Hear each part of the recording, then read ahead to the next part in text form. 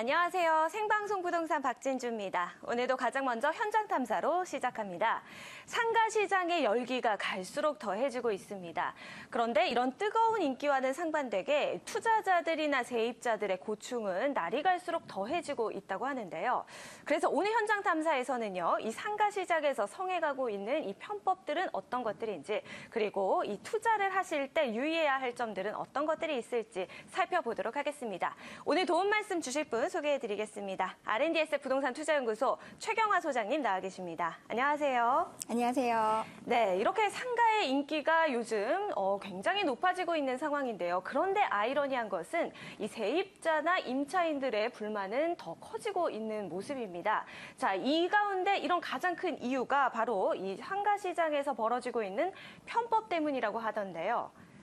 네, 그렇습니다. 위례 신도시나 세종시 등 인기 지역에서 분양 승인 전에 계약금을 받고 계약서 대신 청약서나 약정서를 미리 발행하는 선분양이 급증하고 있습니다. 네. 부동산 업계에 따르면 현재 위례 신도시의 대다수 상가가 사전 청약이라는 이름을 달고 선분양을 하고 있는 상황입니다.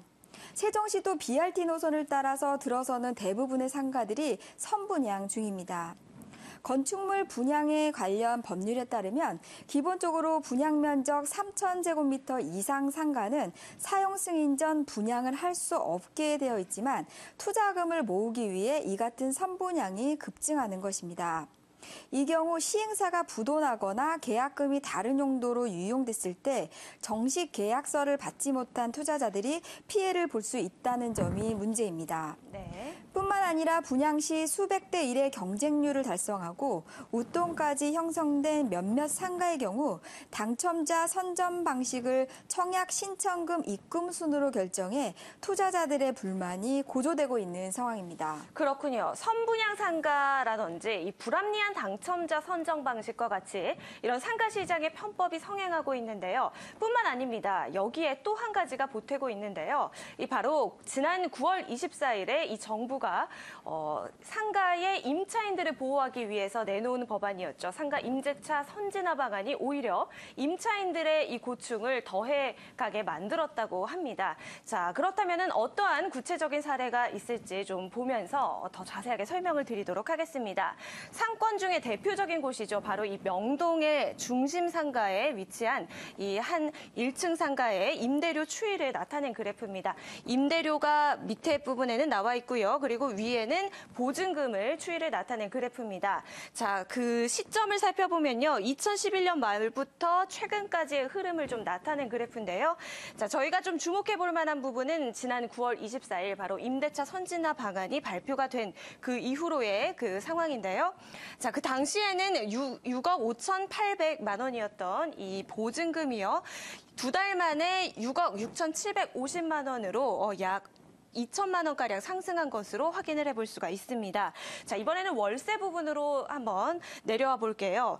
이번에는 지난 9월과 비교해서 두 달 만에 8,720만 원에서 8,800만 원, 한 80만 원가량 좀 상승한 것을 저희가 확인을 해볼 수가 있습니다. 임차인들을 보호하기 위해서 내놓은 법안으로 인해서 오히려 이 발목을 잡고 있다 이런 지적들이 많이 나오고 있는 상황입니다. 권리금을 보장해주겠다라는 그런 항목도 있었던 상황인데요. 최근에는 상가의 인기가 이렇게 높아지고 있다는 점 저희가 또 표를 통해서 확인을 해볼 수가 있었네요. 자, 그렇다면 최경화 소장님께 좀 질문을 드려보도록 하겠습니다. 여러 방법으로 임차인들이 더 불리한 상황이 된 것으로 조금 파악이 되고 있는데요. 자, 이런 상황에서 투자 아무래도 많은 분들이 원하실 것 같습니다. 이런 상황에서 어떤 부분들을 좀 유의를 하셔야 될까요? 네, 상가 건물 임대차 보호법이 내년 시행을 목적으로 개편 중에 있습니다.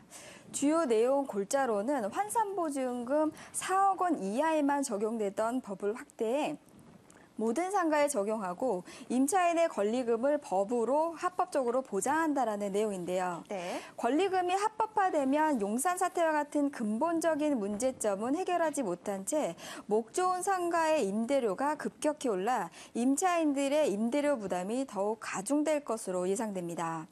또한 최근 성행하고 있는 상가 편법 분양의 경우 투자자들의 세심한 주의가 요구되고 있는데요. 네. 선분양의 경우 분양 면적이 3,000제곱미터 이상인지, 신탁 계약을 맺고 건축 허가를 받았는지, 토지 대금을 완납하고 토지 사용 허가서를 발급받았는지 여부를 꼼꼼히 확인하는 것이 중요합니다.